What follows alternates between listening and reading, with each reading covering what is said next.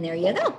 Hello, everybody. Welcome, welcome. We're here at our concurrent session. So this particular education session is with LuAnn Nigara, who, as I had said earlier, if you were on, is one of my favorite speakers. And she truly knows how to get a master impact from the room. I mean, anytime I've ever seen you speak, and including your LuAnn Live and all your other education sessions and your podcast, you really know how to speak directly to the audience, which I just love it. And you inspire them. And that's what the conference is all about. So this particular topic is about collaboration, design, build, collaboration. And LuAnn had said to me originally when we started planning, I'd like to bring Brad Leavitt, who's a custom home builder, in to kind of be my co-host. And I thought, what a great idea. So without further ado, I have hit the record button and we are going to be doing this live. So LuAnn, I'm going to turn it over to you.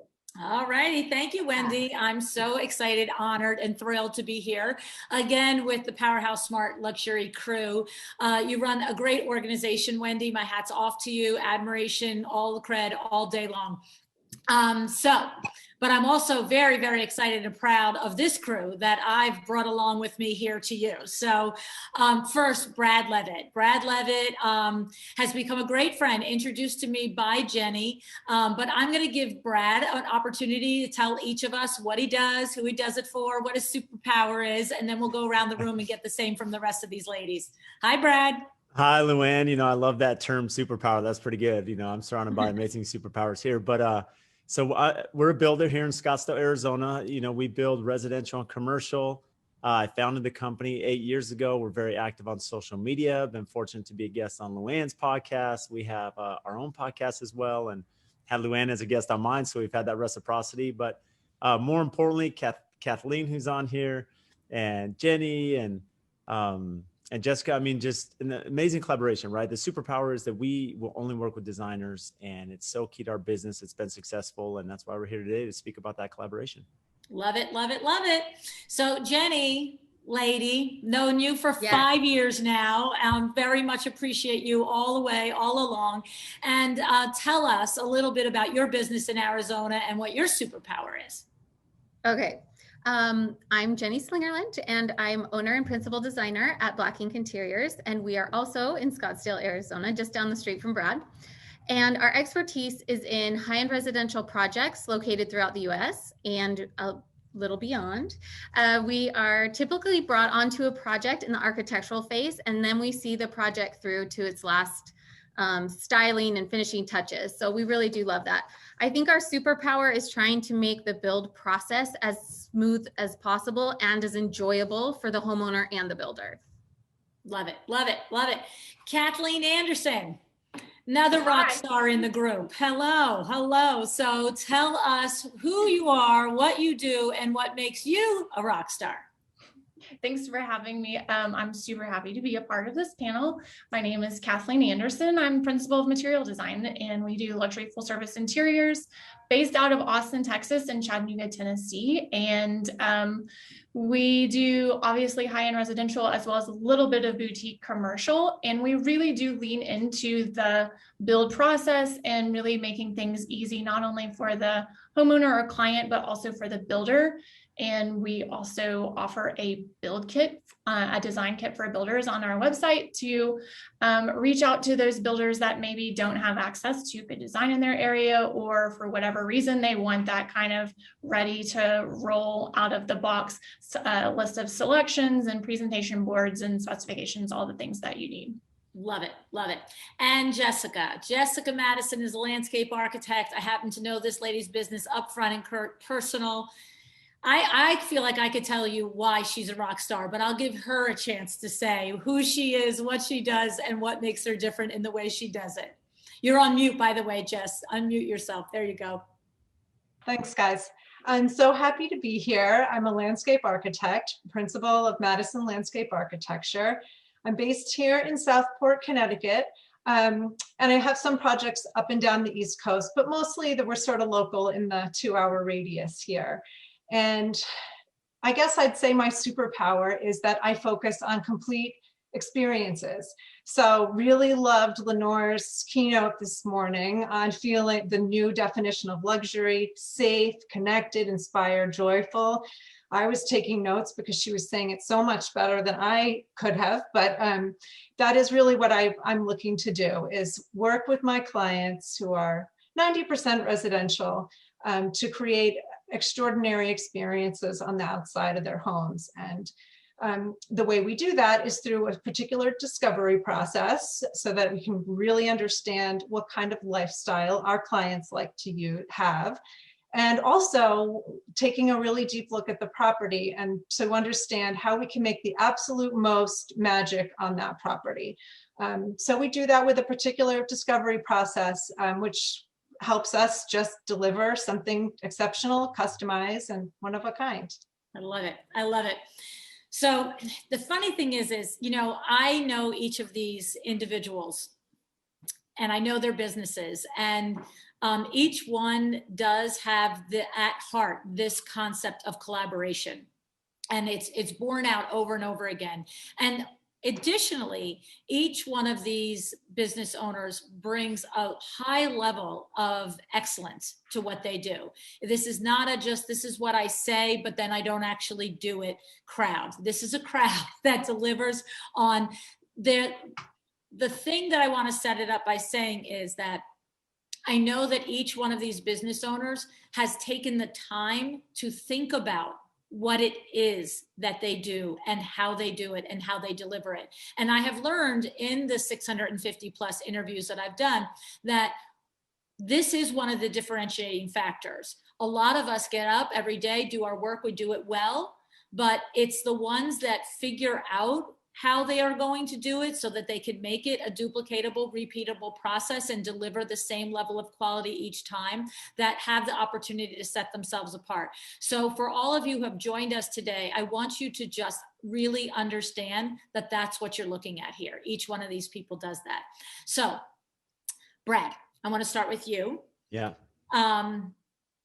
What I've learned about your business and what I would love for you to share is, here's the trajectory that I recall in our conversations. And you're going to set up our conversation about collaboration based on your experience. So we go from, I'm a builder and I wish there was a designer on the project. Then you graduate with experience and expertise and you're like, I'm a builder that hopes, just tries to, suggests and says, bring a designer on the job. Then you graduate to, I'm a builder that if you don't have a designer on the job, I'm going to charge you more, and not $10 more, like 75 grand more.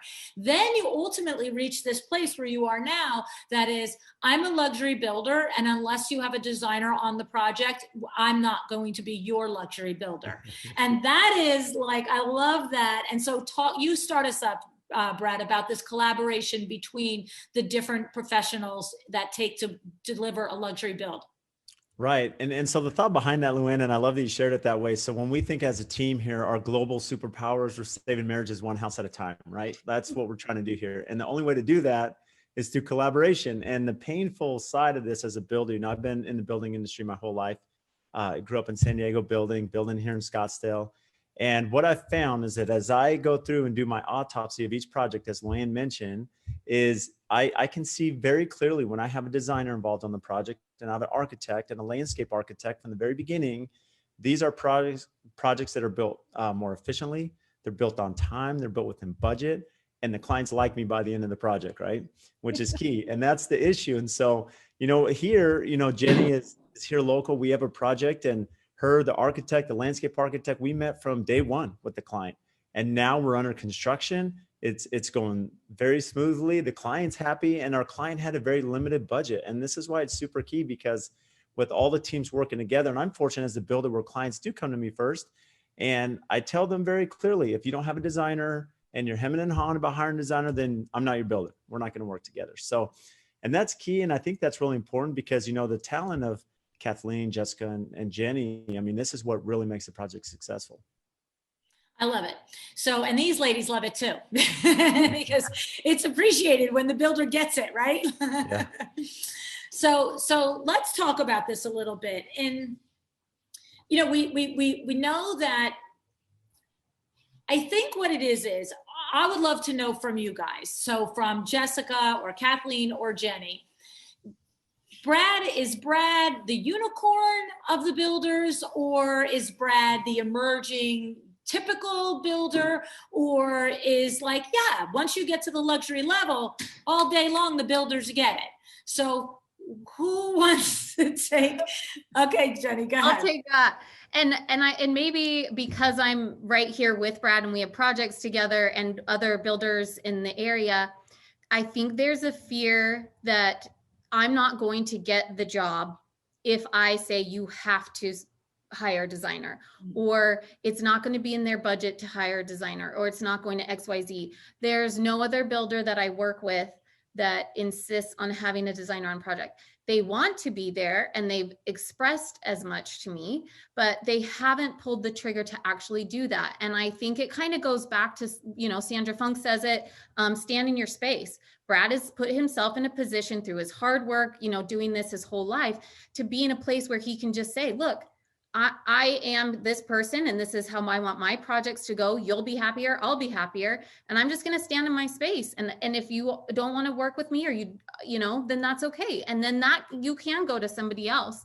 But I think he knows from experience. And I was actually talking to another builder last week who said, oh my gosh, we had this amazing project in Paradise Valley, amazing views of the valley, and it didn't have a designer. Now we can't get photos.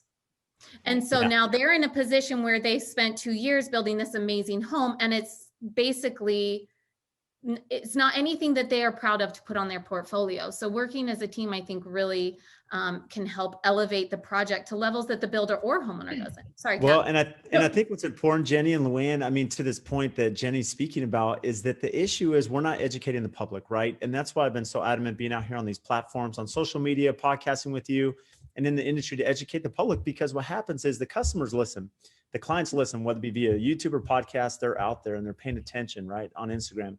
And so it's really easy when we understand, if you're working with a Jenny or Kathleen and Jessica, and we can help the client understand that, hey, there's an investment to hire a designer. Absolutely. They're professional. They're worth their weight in gold for the dollars that you're going to spend with them. But what you need to understand is that they're going to be able to source product that we can't source otherwise. It's going to save you a lot of time so you can focus on your business. It's made you successful, right? So you're going to have someone else take that burden off of you. Additionally, you know, this allows us in a competitive market to competitively bid your project. So if I have design specs from Jenny, now I can spec this out to all of my subcontractors, and I'm not pigeonholing myself to one contractor or one showroom, which now is going to secure better pricing. So it's helping the customer just understand. And then we all understand timelines. If I have a designer with clear specs, when I break ground on day one, this project is accelerated. You know, I'm going to build this, as I've spoken with you, LuAnn, 2-3 months faster than otherwise would be the case, which now is going to save the client money, aggravation, time. And honestly, I just did a project, and this was from way long ago, 3 years ago in pre-construction, before I made this a policy. And it was painful. A 16-month build that took 24 months. I mean, this is 8 months longer than it should have been. And this is really what set it in stone. We're bringing on a designer, and here's the value. Yeah, yeah. So the thing is, I love that, you know, you bring up the picture, the point of the photographs, Jenny, and of course, Brad bringing up the point of how much smoother and faster, quicker the project can be executed. And I think I remember you telling me on the show, Brad, that every month is worth $8,000 or $10,000 to you. So, you know, 8 months overdue is $80,000 out of your pocket. So that's, and like you said, you mentioned, you run the risk of the client looking you at the end and saying, you know, get away, like you're not my guy anymore, right? But the thing is, there's the other side of it. So now we just, like, you know, chipped away and said, hey, Mr. Builder, you know, and Mrs. Builder community, understand the value. But you know, like Kat, you talk to this now. The designer has to come to this relationship prepared and with some chops, because that's the Achilles heel for the builder, right, Brad? When the designer says, oh, I'm going to get involved, but the designer doesn't deliver an organized experience. And Kat, you talk to that, because I know that you have a great track record and a system for doing that. Well, and the thing is, I think twofold. It's educating the consumer, because there's a lot of misconception out there. And so people that come wanting to build without a designer, for instance, they're not educated in the like real cost savings of having everything planned out in advance. In some locations in the country, there are builders that are not educated in that, or there's designers that are not bringing in all of the information at the beginning of the process, and they're kind of like streaming it along, and there's not this sort of professional method of making sure that we get the elephant in the room out in public. We all talk about it before we break ground, and it's not kind of like this sort of piecemeal process that just ends up dragging out, like the instance that Brad's talking about. And so I think it's not only educating our consumer, but also as an industry rising and holding ourselves to a standard that if we're going to be out there offering services as designers, we are ahead of the 8 ball, and we're not, dripping in information. It's all there out front for us to talk about before anything starts happening. Delivering it up front, like here, so that Brad can go get his specs and get his, pricing. In this sort of collaborative thing that you're talking about, where Brad requires a designer, I think that it is emerging that a lot of people are headed in that direction, but there's still an old guard of misconception out there, like it's going to be more expensive with a designer, or people or designers and builders getting into this adversarial relationship, like learning this business in the Old South that's very adversarial sometimes, where everybody's looking for someone to point a finger at. And I don't know if it's just the community around me has changed, or if that's people are kind of maturing past that. But the earlier that we can all get on the same page and realize we're teammates, and if we're fighting, not only is the client going to end up spending more money, the product's not going to be as good. And it doesn't make me look better to say like, my design does not look very good because the builder didn't execute it. Doesn't make the builder look good to say, hey, it's more expensive because you have a designer. Right. Like this sort of crossfire and putting the client in the middle does not serve our industry. It doesn't serve the client. It doesn't serve our businesses at the end of the day. Right. 100%. I think there's such a better way out there. And I love this like emerging community of people that are working together, because it works better for everyone. Right. 100%. I think that, I think honestly, it's a lot of it is, it started to Brad's point, he's done this evolution throughout his business and made the hard line 3 years ago. But I do think it's my podcast, it's Brad's podcast, it's all the other podcasts in the space, because here we are, we're talking together about how is it good for each one. Now, Jess, for you as the landscape architect, look, it's one thing, it's a great thing for the builder. Oops, LuAnn. I think we lost. Oh, there she is. She's was I lost? Oh, that sucks. Sorry. What a recovery. I was being so brilliant too. I mean, So, all right. Am I back? You're back. All right. So what I was saying is, I think for landscape architects, it's a desire for the outcome of the home, for the builder and the designer to be on board together, because together they know that silly mistakes and big mistakes are avoided, right? Like I've had, an architect tell me one time, until the designer came on, we didn't realize you couldn't turn the corner with the laundry basket to get to the laundry room. Like a woman literally couldn't get around easily, right? But the thing is, with landscape architecture, Jess, you have to be in the beginning, right? I mean, you literally have to be you always talk to me about the water retention and the storm drains and the easements and all the crazy stuff, right? But do you find that it's that same resistance that the designers and the builders are finding, that they have to break through and understand the collaboration? Does that exist with you guys too, or no? I think it's a little bit different because the builder's progress is so tied with the interiors. And there's really two points. So early on, when I was telling you about stormwater and all of that stuff, that actually is something that an engineer can do. But engineers have one sort of goal in mind, and it's not usually aesthetics. So I think from a builder's point of view, having a landscape architect just take a look early on during the permitting phase and regarding like site work kind of component can be really helpful. And that doesn't necessarily mean bringing the landscape architect on to do their whole scope of work right at the beginning necessarily. But for sure, there's that early piece that's so helpful. and just making sure that there's not weird slopes and valleys, and the things will look good in terms of the grading. And then, you know, I have to say, not every single project needs to have a landscape architect. It's just, you know, there are definitely projects where it's better if you have a $20,000 line item for landscaping. That's not necessarily, but one thing you can do, if you're building sort of similar product over and over, maybe engage a landscape architect to sort of give you design guidelines that could be helpful, because you know how important curb appeal is, and that like marketing window when you first drive up to a home, and that can be a real point of differentiation. If you are seeing, you know, 10 modern, you know, new modern farmhouses, but some of them have like a beautiful fire pit in the back or something like that, and the consumer's going to remember that. So that's one. You know, it's interesting because I once did an interview with John and Teresa Dorlini from Circle Design in DC.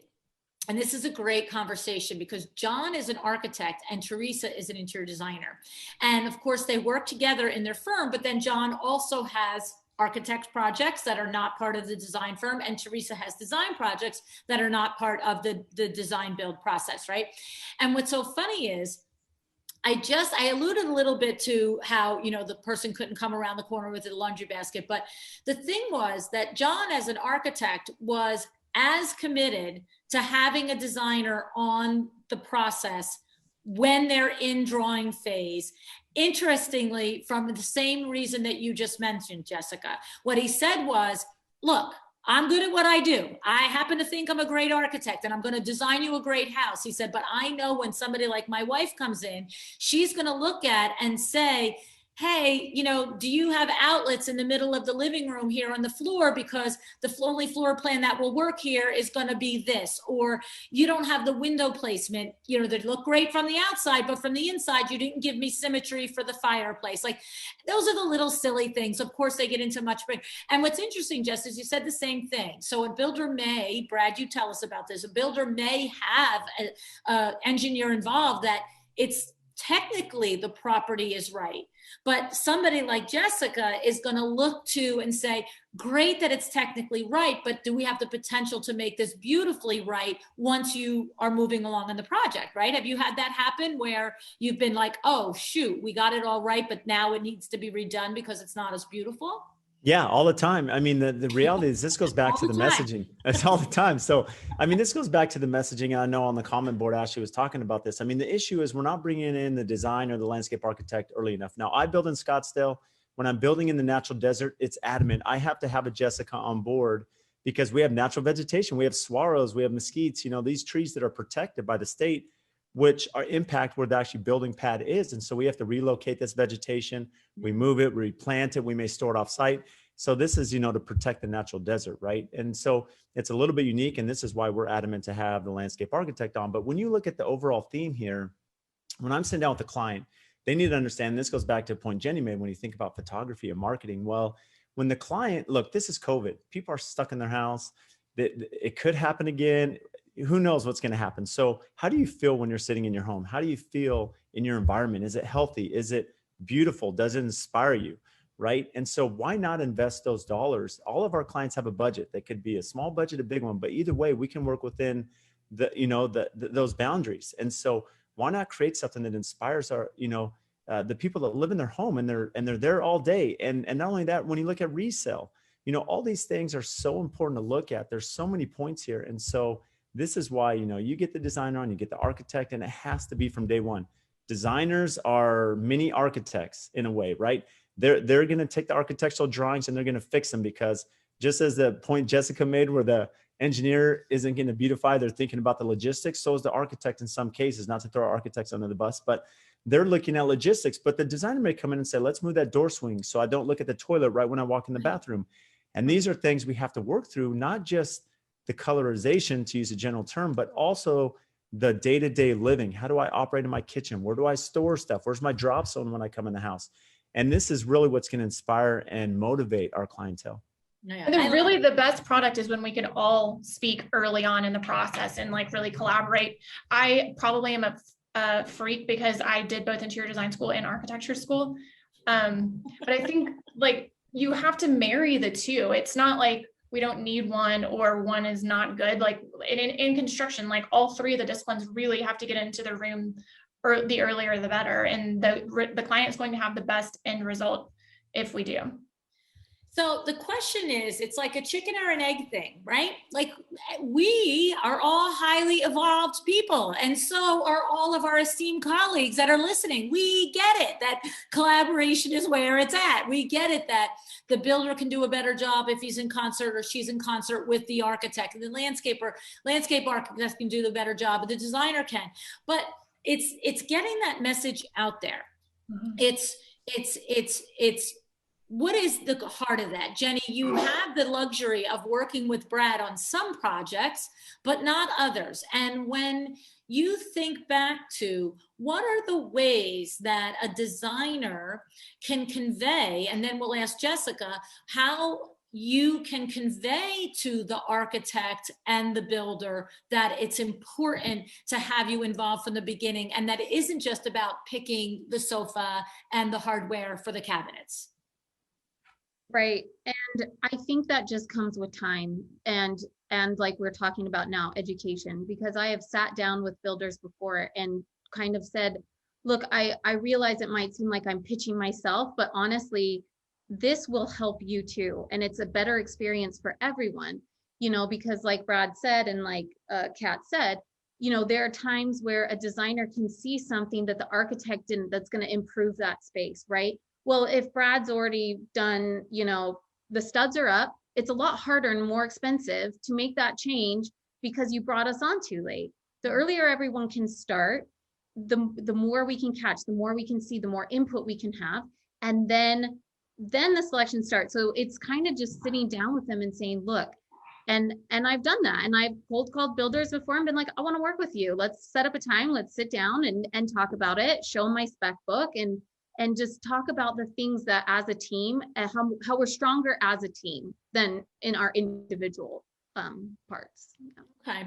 And what do you think? Which one of you, I don't know if Jessica is more apt to answer this or Brad, but who do you think starts the ball? Is it start from the client having the understanding of the value of all the legs under the table, or is it the architect? Like if the client is not the one to initiate that, if we haven't educated this particular client enough for that client to understand that they're going to save time and money and have a better outcome by having all of you involved in the beginning, who is most often, I understand we always have an opportunity where you have a past client, you're a designer, and they're going to build a new home, and together you go find a builder and an architect, all of that with notwithstanding. But typically, is it the architect that has the biggest opportunity or the most opportunities, or the builder to have that first contact with the client and say, hey, let's get the whole team involved? So Jess, I'm sure you're involved usually more often than the designers. Brad, of course, I know you can talk to this, but what do you find, Jessica? Do you find that it's typically the architect or the builder that has that influence there with the client? It honestly, in my experience, varies just who the client has the most trusted relationship with, who they call first. Okay. Because it's been me at times where they call me first and I'm recommending. I had literally had this conversation yesterday where I was the first one on, and I just said, you know, I explained how it works when there's three of us all on at the beginning. And so, but sometimes it's honestly the engineer. So to me, it's everybody, it's anybody, but I'm curious to see what his experience is.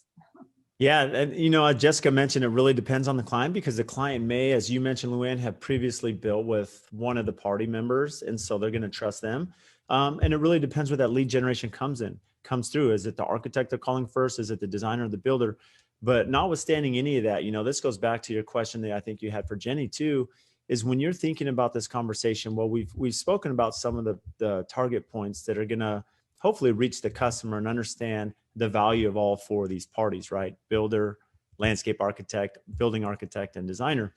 But the key is, you know, we have to be realistic with budget too. All the clients have a budget. And I feel as builders, we do a disservice to our designers by not giving them those budgets. So if I'm not sitting down with the client and I don't have the database or the know-how or the knowledge of what a building cost is. And I know that varies now with lumber pricing and so many other things, but we have a pulse of what things should cost. And we should be able to, I know the project Jenny and I had, Jenny came in and she's like, Brad, what's my budget? Because the client was really, conservative on what they want to do. And we itemized and said, here's the brands we could pick. Here's the budget lines. Here's the square foot pricing. And she hit every single one, which is really tough to do, but we have to give budgets that are realistic for the client too. And I found that as the client comes in, if they come to me first and say, Brad, we don't need a designer. Well, we can handle that. We can go through all these things. And then they understand that value. Then we set the budget. We get that to the designer. We get them on board and it makes the project, extremely successful. I love it. Jenny, Can I say something? I want you to say what you want to say, but I just want to wrap that little section up a little bit there before you cross into budget, and we'll talk about budgets now and not being on time and all of that stuff. But, Ashley had mentioned said that it is, you have to, it's real challenge is getting the designer viewpoint, is getting in the project in the front. And often the builders or the contractors view us as simply selections. Okay. So what we're understanding here, and I think with the answer that just came out of Jessica and Brad, is that it's the relationship that's going to drive the first phone call. And each of you, every one of you, plus every one of us listening and watching you guys, has the opportunity to at some point be that point person that somebody's going to reach out to. And that's where, as a professional community, that you have to then use your leverage, your relationship, the trust that you have with the client to say, hey, how about this? Just the way Jessica described. So I don't think there's any magic answer to getting a builder to understand that a designer is valuable, or getting an architect to understand that a landscape architect is valuable, or any way circle that it goes. It's each of the professions having the respect for each other and understanding how much value you bring to being the advocate with your relationship client to saying it. So, all right. So Jenny, you were going to start to say something probably about budgets or on top. I was kind of smiling when Brad was talking because I've worked with builders before, and I know Brad has this experience because he'll go up to bid against these builders where there's an expectation that a client has when they go into a builder and they look at the work they've done. They'll take them on tours of the house and say, isn't this great? Isn't this beautiful? And they're like, yeah, this is amazing. This is what I want. Well, when they go to put together the bid, they put in incredibly low budgets. So, Bob the builder has a much lower looking home than Brad, the distinguished, but who knows what he's actually talking about, and they're like, well, I'm going to go with these guys. Well, what they don't realize is that the budgets that they have put in to get the job are so low that their house is not going to look like the house that they were kind of sold on, right? So, and that is such a lose-lose situation for everyone, because now they're stuck in a contract, or they see these big budget where it's like, okay, you have $55,000 for plumbing, right? And they're like, whoa, that's a lot of money. That's got to work. But then when you look at where that plumbing has to be divided out, by the time you get down to the bottom, you're like, we're going to have to go check the dumpster behind Home Depot and see if anything got tossed because there's nothing here. So I appreciate so much the builders that are honest and that ask the clients what their expectations are. And then they said, to deliver this look, this is the budget we need to be. And then it's up to the client before a contract is signed to say, okay, Brad, I like what you've done. Can we take it down a notch? Okay, yes, but just know it's not going to look like that house that I showed you. That's okay, I understand that, but I'm more comfortable with this budget. That's fine. It doesn't have to be the house that they saw, but there has to be an expectation, and that has to be met by the builder, or else no one wins. And this is true of all of you in your professions, right? It's true 100%. For each one of your trades, is that, somebody can be looking at, pools and, gazebos and outdoor kitchens and think, I want that. And if Jessica says, yeah, $100,000 will cover it, it's like, that's ridiculous, right? It's like nowhere near it, right? So that's a tough part as a professional to understand, that it's so much easier to have the hard conversation before the contract is signed. Just get it out, right? Yep. Yeah. And Brad's awesome at that. And I appreciate working with Brad for all the reasons we've talked about, but especially this, because there's no bait and switch on his clients. Well, you remember when Brad had been on the show on my podcast, and then I got an email from Jillian who said, when the next time Brad's back, would you ask him this, please? And remember, Brad, and it was, I design a space for my client. They want before I design it, they want an idea of what the construction costs are going to be. And I have a conversation with the builder and tell him the layer of what was going to be in. And the quote came back and it was not developed enough. And before she presented it, she went back to the builder and she said, this is not what we asked for. And he said, right, but if I quote out the gate what she asked for, she won't hire me. She'll go to somebody else. And the designer, Jillian, was like, what am I supposed to do with that? Like, I'm here as the client's advocate, and I know that this quote isn't going to be right. So talk a little bit about that, both from the pain point, Brad, of, your colleagues. You remember being in that boat when you wanted to get the job, and I gotta believe you remember wanting to get the job and feeling like, how do I, cross this, tiptoe this little, garden here, right? Yeah, well, I think the biggest thing is you just learn how vetting is important, but I think more than anything, it comes down to expectations. And so as you're sitting down, and I struggle with this constantly. I mean, there's some builders in town still to this day that are going to come in, they're going to lowball, they're going to underbid the project, as Jenny mentioned. And I'm sure we know the same ones who they are. But this is commonplace. But it's really important that as you become more confident, and this is what's the value of these conferences, right? That Wendy's put together is we sit here and network with other professionals. And as we continue to have these discussions as an industry, well, we're going to educate each other. We're going to educate the public. And so this will allow us to be more confident. When I sit down in front of a customer, I can be very confident to say, look, I've built X amount of homes. I've done this style. I know what it's going to cost. I can tell you it's going to be cheaper to win the job. That does mean you a disservice. It does the designer a disservice. I want to go to Bora Bora for $500 too, but that's not realistic. If you want to stay at the Four Seasons on the water, it's going to be this price. And so we have to be very clear, understand those numbers. And the more we do so, the more valuable we can be to the client. And you know what? There are going to be clients that the difficulty we have is, imagine going to Costco and buying a TV, or you're purchasing a new car and all you're seeing is a piece of paper, right? And so you don't know the quality, you don't know the end result, and you don't know what's included, what's not. It's very hard for our clients to decipher what they're being shown.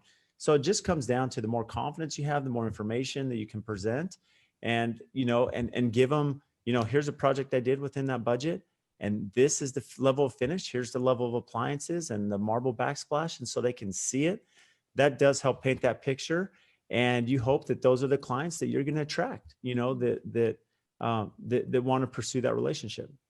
So I'm aware that from my past conversations with you, Brad, that you have a working knowledge, a good experience and a database of basically what a project will end up costing. Like, we've had those conversations where you just not only what your own specifications will end up costing, but what a designer specifications. I'm curious, Jessica, do you find that when you're brought in by either the builder or the architect, that they have, is there a climate of them pitching or anchoring an idea of what landscape architecture should cost, and then you have to overcome that and educate the client too? Does that happen? Or is it just really just the barrier of having the client understand how much it could actually landscape can add up? Yes, because it's really typical that if the builder has the relationship with the client, and I'm brought in later on, that the builder has put in a line item for budget or a line item for landscape that's very, very low, unrealistically low. And sometimes they're honest about it. They just say, look, we're just going to stick this number in here. We know that's what it'll cost for sod and some shrubs. And in a lot of cases, that's perfectly fine. At the end, they think we'll do it later, or any number of things. And I think the consumer, once they just realize what they're getting for that amount, I don't know, it's shocking. it just depends on the kind of expectations of the consumer, and Yes. they'll reach out and they'll educate themselves when they need to, and when they realize that what they're getting in that line item is not really going to meet their expectations. No, I mean, look, I've had one experience building a custom home, and it wasn't like an AFT construction custom home. I can tell you that all right now. But I was very happy with it, and we lived many years in it. But the two things that I remembered were, in my inexperience, this is going back, my goodness, 25 years ago, in my inexperience in the process was exactly that, is not understanding that when it said landscaping, it really meant, sod in the front and seed in the back. Like, that's what it meant, And then when we had the landscape architect come out, we were like, oh, I'm sorry, we had no idea. You know what I mean? And so it is tough if you, and I'm fairly educated consumer, but if you haven't built a home, you don't know all the things, right? Yeah. And I think what's important to that point, LuAnn, when you think, and it's not so much a bait and switch, but maybe miscommunication. And one of the things that I think is really important for builders to understand that listen is that, we're very clear with our team that we're not decision makers. We're here to execute the architect's vision, the designer's vision, but it's not our call to make variations. And I'll give one example. We had an issue recently where the designer had this beautiful bathroom design, and on paper, it looked fantastic, but as we went to line up the curbless shower with the wall tile and the floor tile, it didn't line up. And my superintendent made a decision to line up the glass a certain way that he should not have. And I told him right away, I said, look, we had a client that was frustrated, designer was frustrated. What we need to do is the minute that it doesn't work per plan, time out. Let's get everyone on the same page. You call the designer, who's the decision maker. We get the client involved, and then we can rectify that solution. And so that's important too, is that, it's really important to have the designer on board early, but we also have to follow what they're designing as builders. We also have to execute that. And if there's a discrepancy or a question, that the first phone call needs to be the designer. And I learned this. That. What's that? And calling the designer being essential, not calling the client. Yeah. And that's the key. Like, we can handle this stuff without the client. I mean, and I would say in most cases, the designer, architect, and the builder get on the phone and resolve it. It's done. And it's moved forward. And I learned this early on in my career. Is I was working on a hotel 12 years ago, and I made a call on the designer. She let me have it. And I'll never make that mistake again, right? You kind of learn, but it's really important because that's the expertise of the designer. We're just here to execute for them. So Catherine's saying she's moving to Arizona so she can work with Brad. Yeah. Right? So was that, yeah, right? So one of the other things is that, it is this being able to come to the table as a professional, because a professional, if you expect a builder to do X, Y, Z, to when Brad was talking in the beginning, in order for him to actually have his project go more smoothly, whether it's Jessica as a landscape architect or you guys as a designer, then you do have to have all your ducks in a row, because it can't be, I'm just here, right? And then I make the process more difficult. So thinking about that, what are some of the ways that you have learned, Jessica, Kathleen, and Jenny, that helps you be prepared to be the partner that builders like Brad don't want to be in the middle of projects without, right?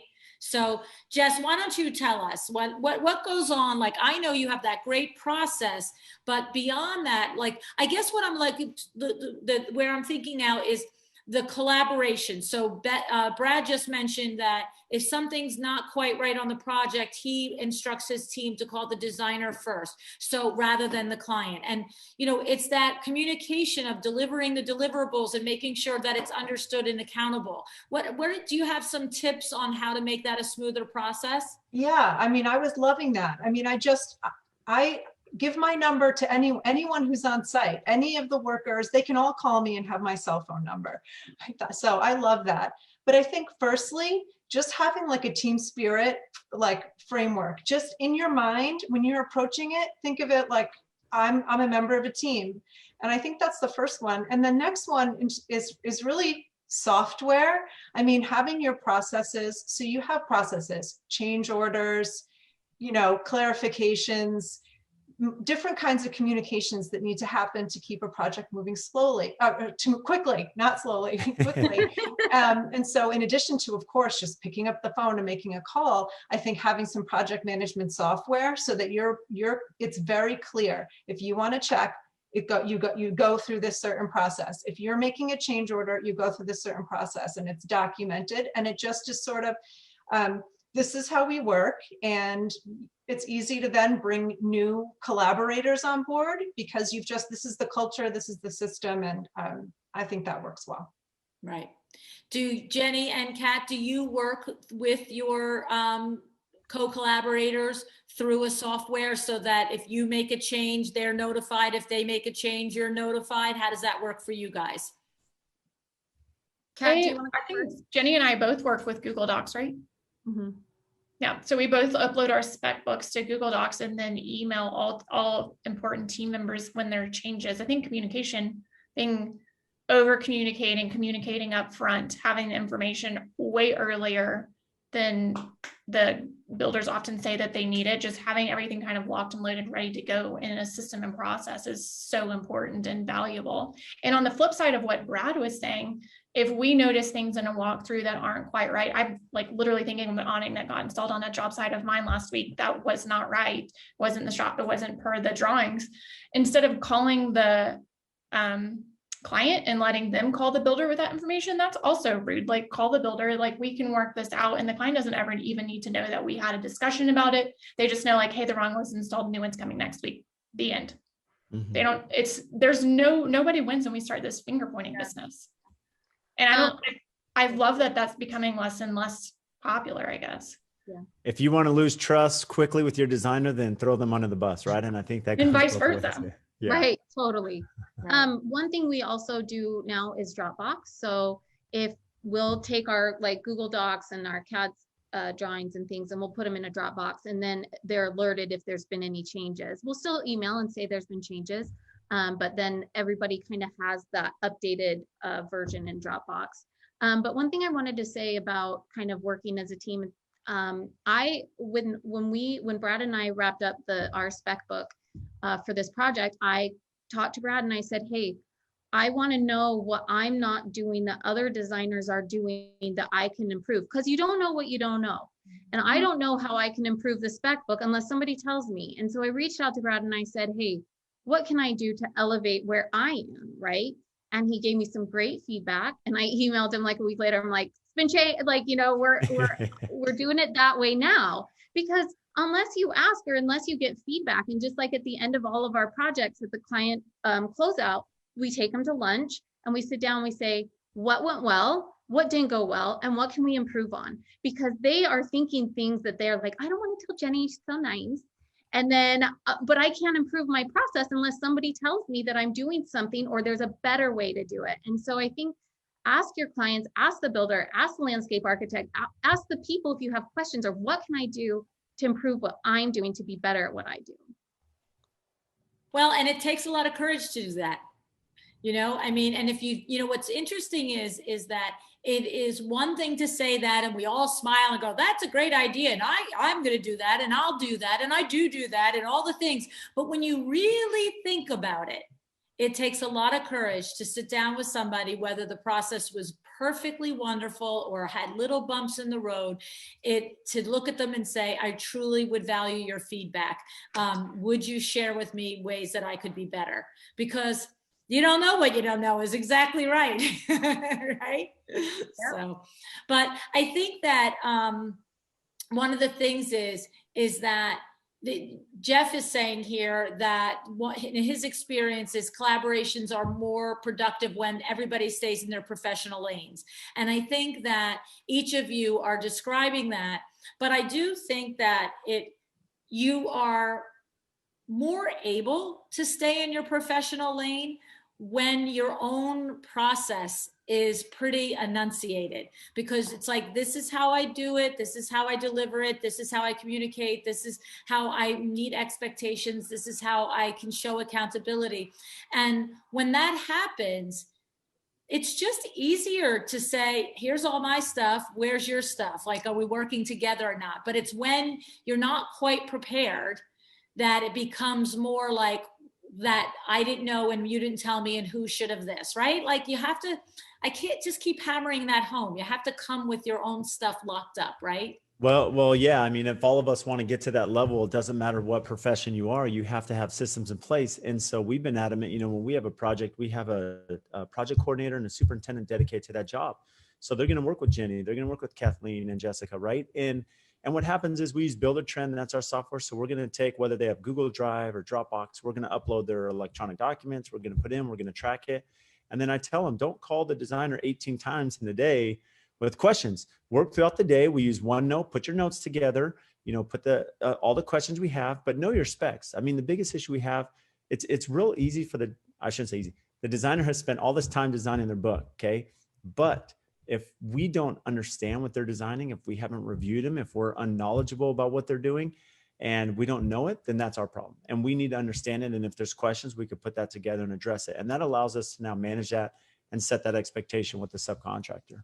Love it. I love it. And the real is there's an unlimited number of things to know in all of our professions.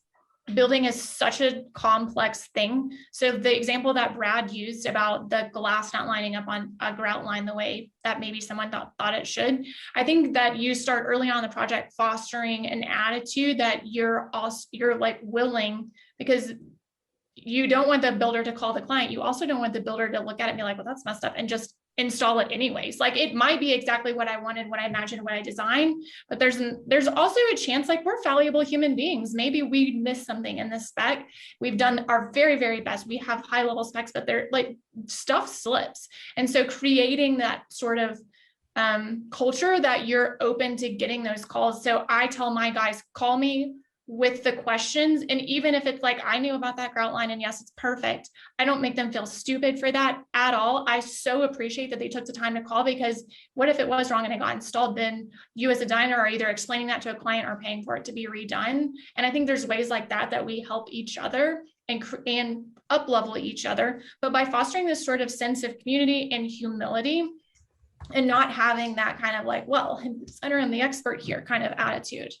Right. I think maybe that's more like where Jeff was speaking about everyone staying in their lane. Like, yes, we're all in our lane, but also just sort of like working together within that still. Right. I think, I mean, if I take it the way he meant it, if I'm understanding it the way he meant it, is don't overstep. Don't talk about 100%. What isn't in your lane. Ask questions about what's not in your lane, and own your lane and ask questions about things that are not, and leave that to that other professional, that collaborator, right? So Wendy, I think we have about 7 minutes left, or 8 minutes. I'm not sure. And I just don't want to overrun. I don't know if there's other questions that people have. I mean, these brilliant people, I'm sure I could ask them another question about setting expectations or on time, on budget, but I don't want to not leave a moment if there are questions from the audience. All right, so I put it out there. We'll see if it comes in the chat. We'll go for another 6 or 7 minutes here that we have. Yeah. So I'll make a question for the audience. So I'm hearing what a lot of people are putting in the chat, and what everything you're saying is so right on, and that's what we're all about, is this collaboration. But how do we change the attitudes of the general public and builders? So we have to educate the builders, architects, and designers out there, and landscape architects. So when I say builders, I mean everyone, because as you all said, not all interior designers get it as well as you ladies do, and certainly not all builders get, or landscape architects. So how can we do that? And the reason why I bring this up is we've got some associations that are a part of the luxury conference. NARI, that's where Jeff's from, Home Builders Association, Illinois Landscape Contractors Association, which covers 3 states. So is that enough? Go ahead, Brad. Yeah, I'll take this, Wendy. So I think what needs to happen, and I'll just say us builders are typically at fault here. I mean, it's just the reality. I found that most architects are collaborative. Most designers are collaborative. They get it. And the issue is the building side. And so I mentioned LuAnn, I have these arguments daily with other builders, and we're changing that. There's, Clubhouse, which is a new app. We were on there when I was on with a lot of builders, and I went after 2 prominently known builders that work in, on the East Coast, and they get it now. I mean, the thing is, if you haven't worked with a good designer and architect, that may be the issue. But at the same time, we as builders, and really what it goes back to, the answer here, Wendy, is network, right? Reach out to your builders, speak to them, meet with them, help educate them, show them some of LuAnn's contacts, some of the designers' content they're putting out there. And then as we network and collaborate, then that message will get put across. Right. And I was going to say, we could take this whole panel expert here and just make a recording and give it to all the associations. Say, just play this at your next meeting, you know? Yeah. And again, it's not going to just be a one shot, right? It's got to be consistent. And you really need, Jenny, I love the fact that you said you actually put together you actually cold call and put together a presentation to show builders how you can work with them. And it could have been the same with landscape architects and whatnot. So it's going to take time. We're not going to move the needle immediately, but we got to work on it, because this is truly the best approach for everyone, for each of you, for the client, for building, sophisticated, complicated projects. I think John Dini might have had a question. John, I'm sorry. John Dini. Oh. Brad, you were a cold call. Yeah, I was. That's great. I moved to Arizona. I'm like, well, nobody's going to knock on my door, so I might as well go knock on theirs. So yeah, and Jenny came into my office and we met for the first time. So this is the thing that it's funny that you say that, Jenny, because I was thinking of this when you were talking, Wendy. Yeah. It is a goal, as all of us as professionals in the same industry, to have the industry think differently. And to Brad's point, he believes that it's a lot that the builders are lagging behind.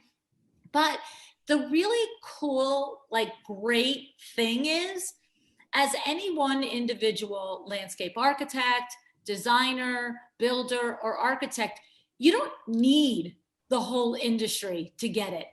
You need to develop your own process, your own design build book, the way Jenny and Kat have, your own discovery process and landscape architecture book, the way Jessica has. And you just go one by one, creating your relationships, explaining the value that you can bring, explaining the outcomes that the 2 of you or 3 of you or 4 of you can create together, as opposed to singularly. And I mean, look, Jenny, do you need 4 Brads in your life at most? I mean, you probably could have, do you even need more than 1 Brad in your life, right? I mean, it's like you're one woman with X amount of employees, right. And so that's the cool thing, is that on one hand, I don't want anybody to come away from a panel like this and say, well, it's going to take 20 years to change the industry. Change yourself and change 2 builders. You got your career set. I'm just saying, right? Yeah.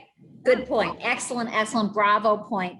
And that's what I think everybody here wants to do. And that's why they're here, is they have an open mind and they know. And I think you've given us some incredible insight on how to do that. But I know you have more you could share. So there is a Q&A discussions section in the Whova app. And I want to encourage everyone who's an attendee to go to that. And please, all of our experts, if you wouldn't mind checking that out and answering questions, because Kathleen talked about the fact that she has a process that she follows, and that, as far as when she first takes on a new project and setting the expectations and all.